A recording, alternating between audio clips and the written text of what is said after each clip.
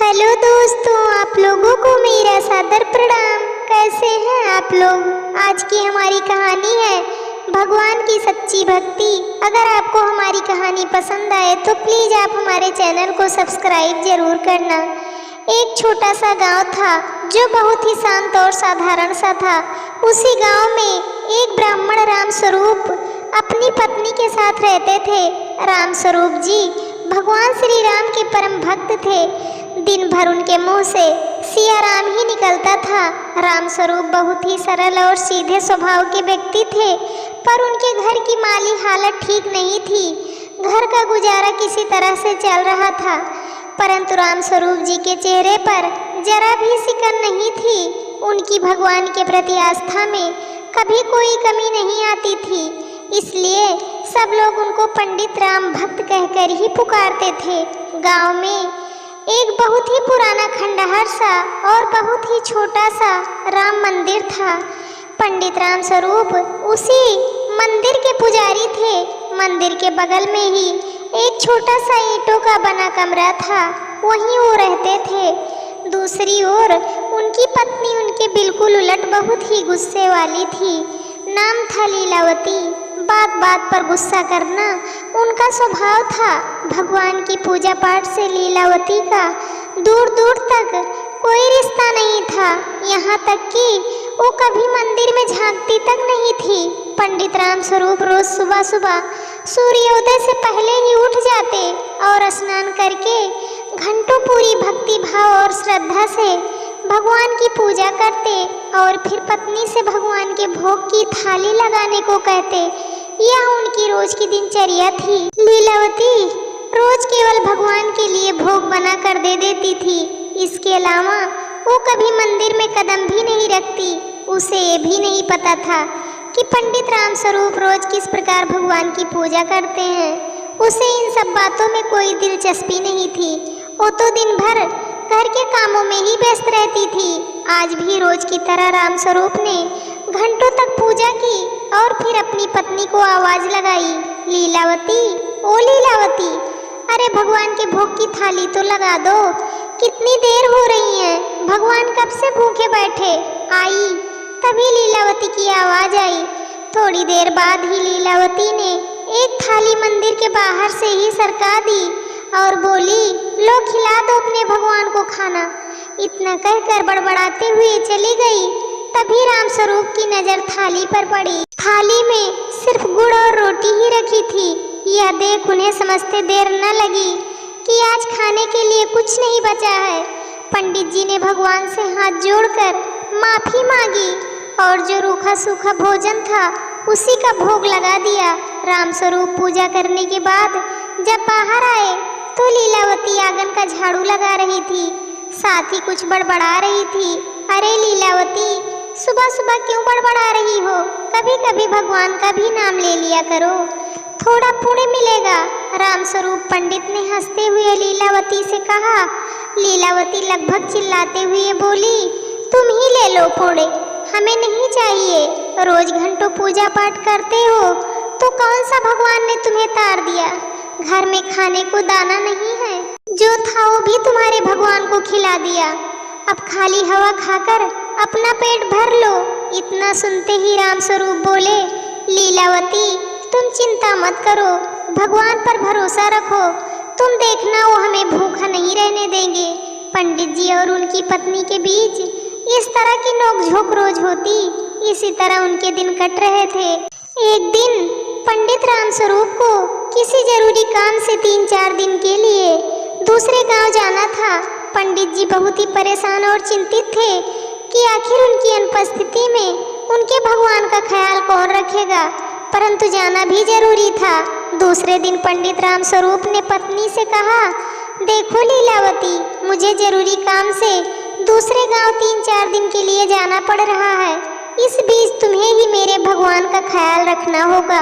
उन्होंने पत्नी को यह भी बताया कि उन्हें रोज कैसे भगवान का ख्याल रखना है। तुम रोज सुबह सबसे पहले भगवान को उठाना, उन्हें स्नान कराकर भोग लगाना और रात्रि होने पर उन्हें सुला देना। लीलावती बीच में ही टोकते हुए बोली, हाँ हाँ, मुझे सब पता है, अब जाओ, देर हो जाएगी। दूसरे दिन लीलावती सुबह सुबह उठकर काम करने लगी कि तभी उसे याद आया कि उसे तो भगवान को भी उठाना है। वो मंदिर के अंदर गई और बोली, उठो राम जी, भोर हो गई है, जल्दी उठ जाओ, कहकर वो वापस अपने काम में लग गई। कुछ देर बाद वो फिर मंदिर में गई। उसने देखा भगवान तो अभी वहीं के वहीं खड़े हैं। वो फिर बोली, अरे राम जी, सुनाई नहीं देता है क्या? उठो, भोर हो गई है, मुझे और भी बहुत सारा काम करना है। लेकिन फिर भी उसने भगवान में कोई हलचल नहीं देखी। अब तक लीलावती गुस्से में लाल हो चुकी थी। उसने भगवान से कहा, मैं आखिरी बार पूछ रही हूँ, तुम उठते हो या नहीं? लेकिन भगवान अब भी मौन खड़े रहे। अब तो लीलावती का गुस्सा सातवें आसमान पर चढ़ गया था। वो गुस्से में बाहर गई और झाड़ू उठा लाई। भगवान को झाड़ू दिखाते हुए बोली, उठ रहे हो कि नहीं? नहीं तो इसी झाड़ू से तुम्हारी। इतना सुनते ही भगवान राम, सीता माता और लक्ष्मण जी तीनों हाथ जोड़े लीलावती के सामने प्रकट हो गए। उन तीनों को देखकर लीलावती बोली, आ गई ना कल ठिकाने पर। इसलिए कहते हैं, लातों के भूत बातों से नहीं मानते। तभी श्री राम हाथ जोड़कर बोले, माता, हमारे लिए क्या आज्ञा है?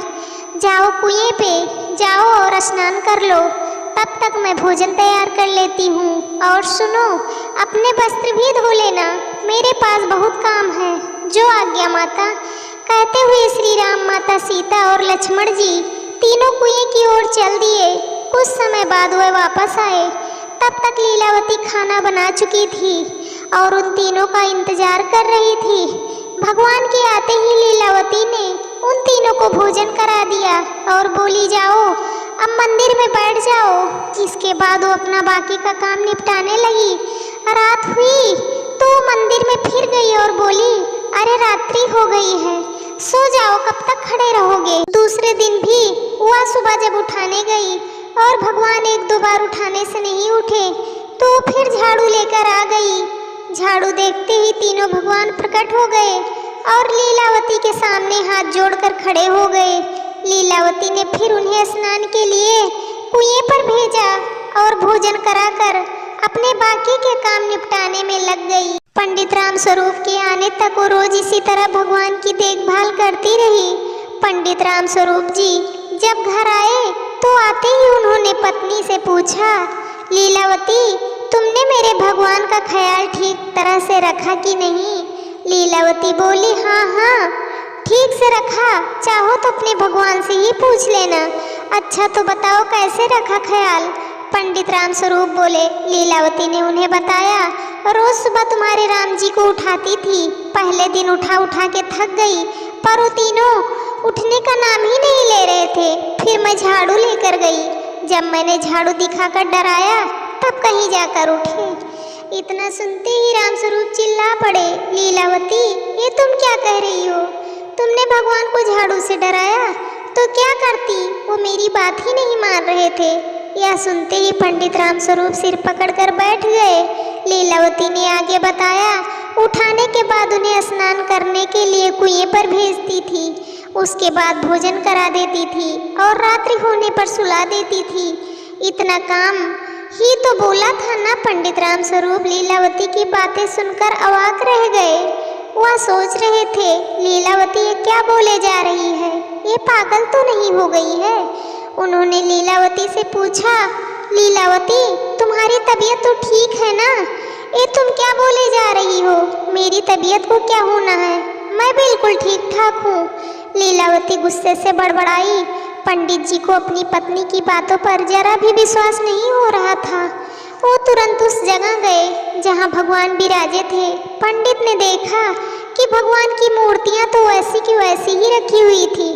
पंडित दौड़कर उस कुएं पर गए जहाँ लीलावती ने तीनों भगवान को स्नान करने के लिए भेजा था। जब वो कुएं पर पहुँचे तो उनके आश्चर्य का ठिकाना नहीं रहा। वहाँ रखी टूटी फूटी बाल्टी सोने की बन चुकी थी। बगल में भगवान के वस्त्र रखे थे, वो भी सोने के ढेर में बदल चुके थे। फिर राम स्वरूप भागे भागे उन बर्तनों के पास पहुँचे जिसमें भगवान ने भोजन किया था। सभी बर्तन जिसमें भगवान ने भोजन किया था सोने के बर्तनों में बदल चुके थे। अब तक रामस्वरूप को यकीन हो चुका था कि लीलावती सही कह रही थी। पंडित रामस्वरूप ने दौड़कर भगवान के चरण पकड़ लिए और रोने लगे। प्रभु, मैं आपकी रोज घंटों पूजा करता हूँ, पर आज तक आपने मुझे कभी दर्शन नहीं दिए। लेकिन लीलावती के एक बार ही सच्चे मन से आपको पुकारने पर आप स्वयं माता सीता लक्ष्मण जी सहित मेरी कुटिया में पधारे। मैं धन्य हो गया भगवान, मैं धन्य हो गया। इसलिए कहते हैं भगवान सदैव निस्वार्थ और सच्ची भक्ति की ही आशा रखते हैं। लीलावती भगवान की भक्त नहीं थी, अपितु उसने जो कुछ भी किया निस्वार्थ भाव से किया, क्योंकि उसके पति उसे भगवान का ख्याल रखने को कह गए थे और वो वही कर रही थी जो भगवान को भा गया और वो उसके समक्ष प्रकट हो गए। अतः भगवान को केवल सच्चे और निस्वार्थ भाव से पुकारो तो वे अपने भक्त की पुकार अवश्य ही सुनते हैं। बोलो सियावर रामचंद्र की जय। दोस्तों, आप लोगों को ये प्रसंग कैसे लगा आप लोग कमेंट करके ज़रूर बताना। वीडियो को लाइक करना, शेयर करना। वीडियो को अंत तक देखने के लिए आप लोगों का तहे दिल से धन्यवाद।